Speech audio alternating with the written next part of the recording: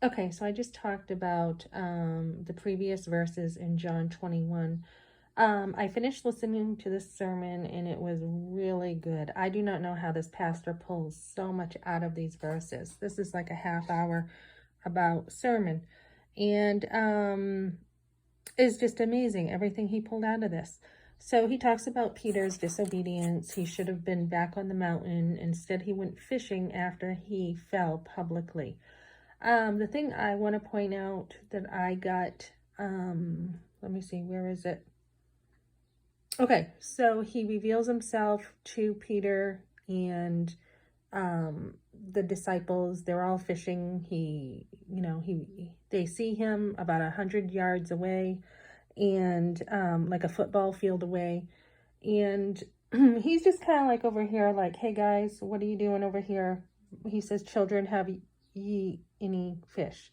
Basically the Greek, "Hey guys, what are you doing?" It's general, it's generic, it's not specific.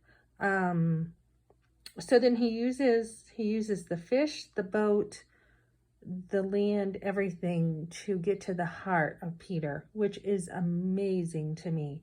That after Peter falls, he runs after him. He is like going after him.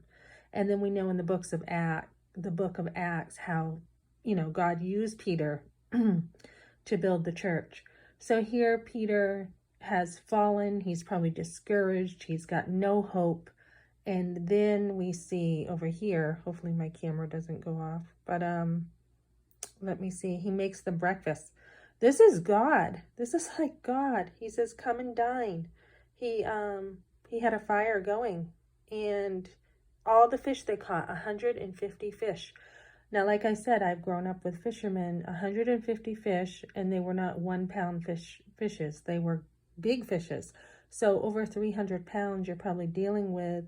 He talks about how strong scripture shows that Peter was. He's dragging a net over 300 pounds. And I always pictured Peter as a very manly man, very big guy. That's how I've always pictured him. And basically, he talked about how God is here to serve us. He wants to serve those he created. And that is an amazing thought to me. And it's true. Because it says Jesus then served. I mean, he cometh and taketh bread and giveth them, and fish likewise. So Jesus was serving. He was making breakfast for them. This is the God of the universe who didn't have to do anything. I mean, he can wipe people out with one breath, right? This is the God we have, one who loves us, and he goes after us, and he pursues us.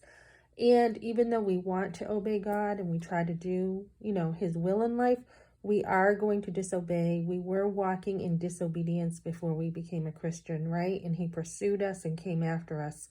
So this is an amazing God we have, and we definitely can trust him.